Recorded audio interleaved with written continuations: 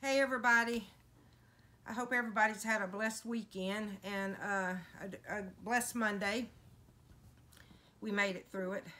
Anyway, this is my daughter, Amber. Amber, how old are you, honey? I am 20. 20 what? 28. This is my daughter, Amber, my oldest daughter. She's 28. I'm in denial about it. Yeah, it's sad, but I'll be 20, she'll get there. I'll be 29 this year, so that means I'll be 30 next year. And She'll I'm get freaking there. out a little bit. Yeah, okay, so let's talk about anxiety. Okay. I have no idea what we're talking about. No, we just decided to do it impromptu. But anyway, I wanted to tell you, she is the mother of Jameson and Lorelai, my grandbabies. And then I have 3 other grandbabies by my son and his wife, Aaron and Brittany. And they have 2 daughters and a son. So, I think we're going to talk about postpartum depression and depression in general and anxiety and how the two connect. Okay. So, when did you realize that, or was under the understanding that you had anxiety? You finally, everybody goes like, no, I'm not anxious, it's just this, and this. But where did you come to that point and it's like, okay, it's not just normal things happening around me that's making me be this way. Something else is going on. I mean, it wasn't really like a denial thing. Like, I've always been anxious. Like, I've always, even as a kid. I think it was more so it took me a really long time to get on medication to make that decision. So let me see if I got this correct. So you knew early on, but refused to do anything about it. Well, I mean, I did like natural remedies. Like, I tried different like vitamins and essential oils, which I'm all for, but eventually, like, in some situations, like, it just is inevitable. Like, you have to get on medication to get over the hump. Mm-hmm. So, and I feel like when we get to Savannah, my goal is to taper off of, my medication that I'm on now, because I feel like I'm like in a better place and I handle anxiety better than I used to. And when I went on medication originally, I was having like panic attacks a lot. So now let me ask you this question, because it's anytime you talk about any kind of mental health problem, it's getting better, but we should be able to talk openly and honestly about the things that affect us. So I wanted to ask you, because there's a huge stigma attached to mental health disorders in itself, but also the medication. So, mm-hmm. So my question is to you, when you moved to Georgia, I mean, you plan on tapering off your antidepressant, or which one? I mean, I'm only on one. I'm just on antidepressant. Yeah, I'm on. It's called sertraline. Yeah, and so it's. I've had to they of course start you off at like the lowest dose. Mm-hmm. So they started me off at like 25 milligrams, and then after I had my daughter last August, it was just a really stressful time, and so I called my doctor and they increased it, and I had increased it kind of over time. So now I started off at 25 milligrams. Now I'm on 100. So, which I've been on 100 for several months. So do you recall how you felt the times that you weren't on it? Not while you're pregnant, because that in itself gives out you have your own, like, there's a certain thing about a woman when she's pregnant. She glows because her hormones are all kind of balanced out. Mm-hmm. Because your body's under stress, but it just goes to show you what our bodies are capable of. Yeah. So when the times you were off of it, when did you know to go back on it? I mean, I've never been like off and on it. I've only I never took it, and then I started it. I've just slowly increased the dosage. And what would be your rationale for increasing the dosage? I mean, it was just like, okay, I'm starting to feel like I'm just irritable all the time and anxious all the time. Like, I'm not really enjoying my life. Right. So that was kind of like, the rationale behind.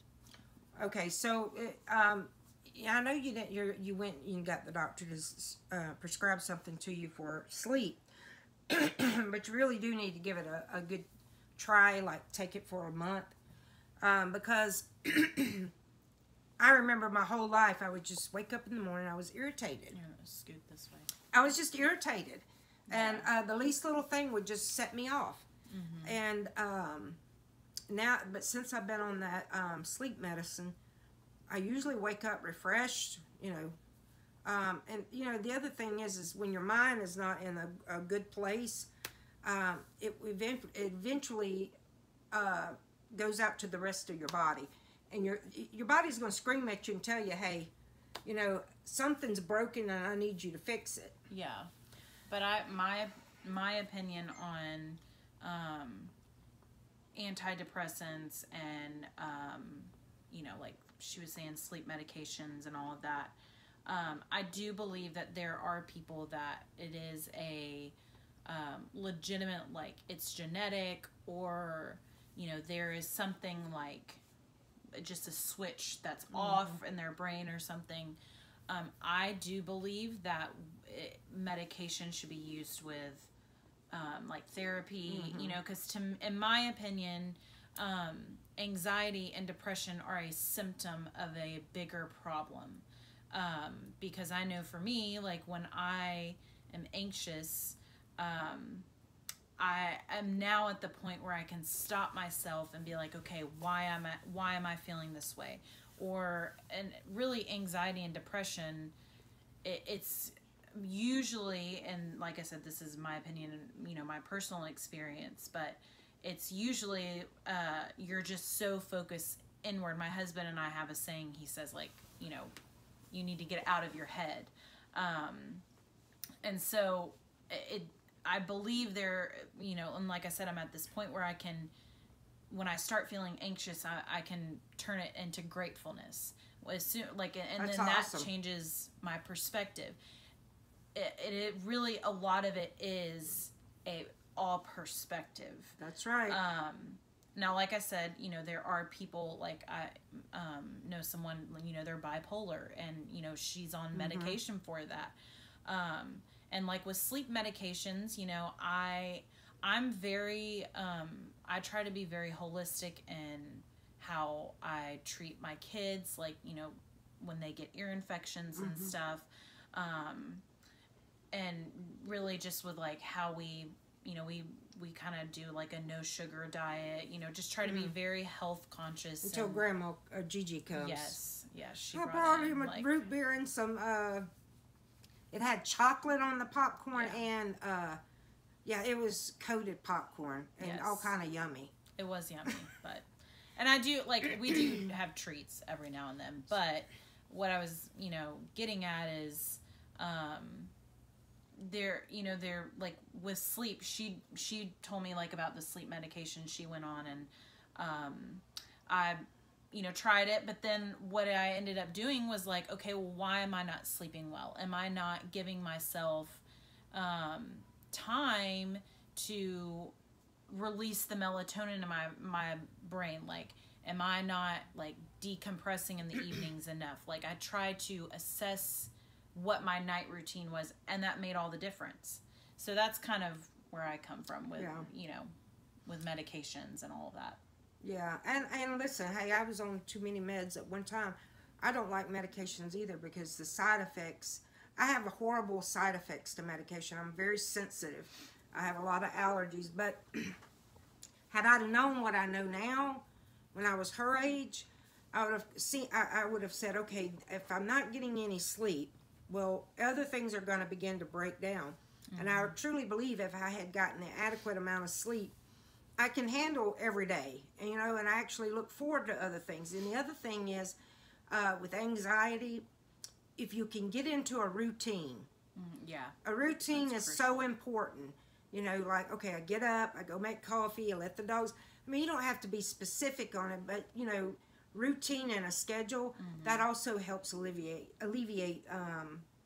anxiety. What's some for you, Amber?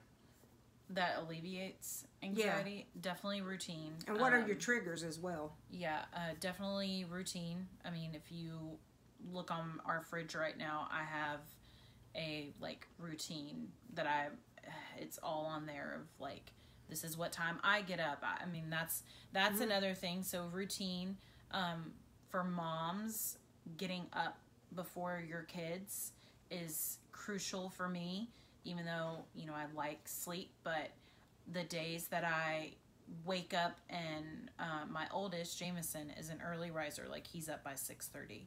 Yeah, he's up early. Yeah. The days that I get up after he does, my whole day I'm just like anxious and, you know, I just feel like I can't catch up. I can't like get on top of things. Yeah. And then the days that I make it a point to get up early and I wake up and the house is quiet and, you know, I'm able to drink my coffee and do my Bible study, my whole day is different. So that's a coping mechanism. The whole gratefulness, writing out things that I'm grateful for. There's something called, like, at the end of the day, you know, before you go to bed, your what's it called? Like the victories for that day. Focusing on like things celebrate that the small victories is what I say. Yeah, because it can get in your head that like, oh, I didn't accomplish anything. I didn't, you know. And when you write it down, cut yourself some slack. Journaling is another one. I do too. But back to you on like the. I notice for me, if I don't do my Bible study in the morning, even if it puts me out late getting to DoorDash, I still need to do it. If I don't do it in the morning, my days just don't go as well. How about you? Oh, yeah. I mean, it makes, like, a huge difference. That whole morning routine, like, if I don't do that, then, you know, usually my alarm will usually go off, you know, sometime between 5:30 and 6. And I get up, I do my coffee, I light some candles, do my Bible study, do some worship. And by that point, you know, like I said, by 6:30, Jameson's awake, and then, you know, he does come out of his room and like he has an allotted time that he can watch TV, because I try to really keep his TV time down. But I would say for moms, anxiety or no anxiety, like it is crucial that you get up before your kids. Yeah. So. And Jameson, he's a really smart little boy, and he's a little too smart for his own good. Yeah. But he's sweet. He's precious. Him and Lorelai both are just as sweet as they can be. Lorelai is the sleeper. Lorelai sleeps like a champ. Yeah. And Jameson does too when he actually sleeps. But and so let's get back to what we were talking about. So what do you feel are some of your, you know, biggest triggers for anxiety? Getting off of my schedule. Okay. Just my daily routine. Transitions are really hard for me, you know, like in seasons like we're in right now with packing and all of that. I've actually, in my opinion, done pretty well with this transition. That's good. Not giving myself grace. Like if the house is a mess, right. If my house is cluttered, then my mind is cluttered. Yeah. That gives me anxiety. I read something that said like if I wake up to a dirty kitchen from the day before, that just automatically starts my day off really crappy. I read somewhere like it's kind of like a reset, you know, when you clean up just tidy up your space before you go to bed, because then you wake up and it's like, you know, starting over. So that's a trigger. If I don't sleep good, like if I have a night that the kids are up and down all night, like I definitely can tell a difference on nights that I don't get a good amount of sleep. So it really does. It really does affect you. I know it affects me pretty good. I do better like if I have my medical marijuana. It's mainly for pain and for to help me rest as well. But it does make a difference, because I tried it taking the amitriptyline at night without the medical marijuana, because I had to renew my card. Anyway, in the Department of Health here in Florida, they want $75 to renew it. But anyway, so if I do the amitriptyline alone, I don't sleep as well, and I don't wake up in the morning as refreshed. Now, if I do a half of an indica gummy and my amitriptyline, then I do pretty well. Yeah. I didn't feel like I needed it, and so I, like I said, adjusted my routine, and it's worked out great. Yeah, I mean, it's always if you can do life changes that will affect us. See, this is what I was talking to you guys about the other day is I have to get out and start walking again because my cholesterol is elevated, and every time they've done my sugar, it's borderline. Mm-hmm. So, before I let them put me on pills, I need to, make some life-altering changes. Yeah. Walking is something that helps anxiety a lot. Yeah. Diet, sugar is a anxiety trigger. So we kind of, for the most part, we do like a keto type lifestyle, which is like whole foods. Yeah.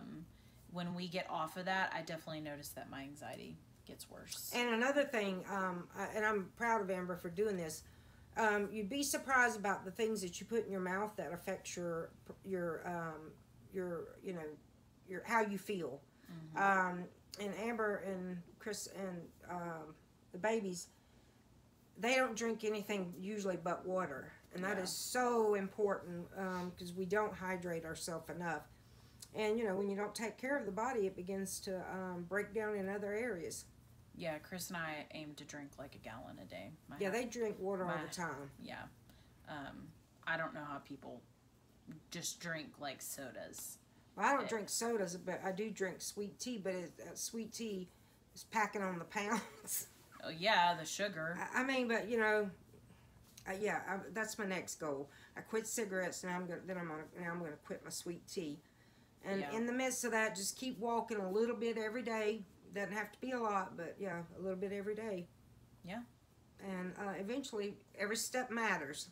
Mm-hmm. Yeah, every step that you take to be proactive in your health and your and in the health of your children and your husband or your family, I should say, is a step in the right direction because it's a good thing to do because you always feel good after you do it. Mm-hmm. You may be sore, but mentally speaking, you do better when you stay with the routine and don't talk yourself out of it. I know, like that's been the hardest part about my knee. When we went to Savannah a few months ago, I fell in Savannah and hit my knee really, really bad. And my husband's like, you need to back off of it because it's not healing properly, and or it's really, just it still hurts. And so I found a lady on YouTube called Body Fit by Amy, mm-hmm. and I love her workouts, and I started to really look forward to them. And there were days where like I was just super grouchy and irritable, and instead of turning to food, I was like, I need to work out. And I like didn't feel like it, but within like 5 or 10 minutes I felt amazing. And then afterwards I was like, okay, I feel so much better. That's good. Yeah. At least you got the mindset down, and just keep doing. And sometimes you're gonna, you're gonna be weak and slip up. If you slip up, give yourself a break. It's not a big deal. Yeah. Nobody's gonna, go hang you or I hope not. Crucify you because you failed on your diet that day. I mean, that's the thing, or your exercise regimen. That's the whole thing about it. You have to learn to give yourself a pat on the back and give yourself the okay that it's okay to slip every now and then. Yeah. We're all human. We're all headed for the same goals, hopefully, unless mm-hmm. you're just not a believer. But every Christian alive, we're all headed for the same goal, to stand before the Lord and say, for him to say, well done, my good and faithful servant. Yeah.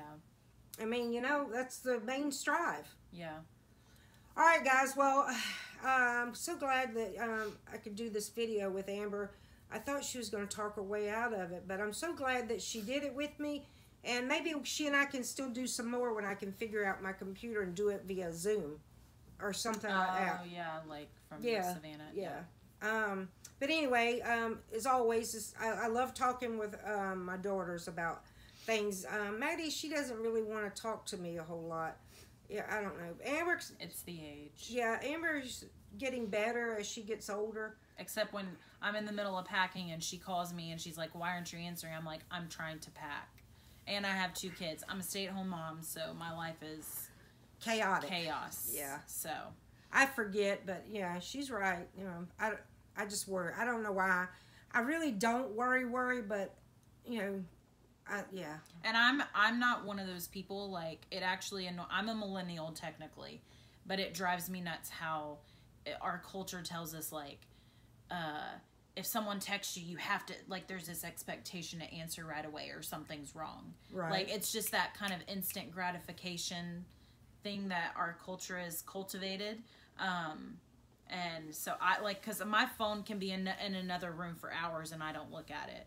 Oh, that's good. So, and I've come back and my phone has been blowing up. So, yeah, I don't always have my phone on me. And that's a very valid point, Amber. We all need to set the phone down during the day. And whatever you're doing, whether you're getting out and getting some exercises or you know, or you're going to cook, or maybe you're just sitting down and taking a cat nap midday. Mm-hmm. Sometimes that helps really good.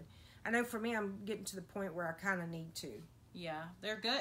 Naps are good for stress and anxiety. But yeah, I just try to be present with my kids, and I don't want my kids to grow up thinking that my phone's more important than them. So that's an awesome way to look at it, Amber.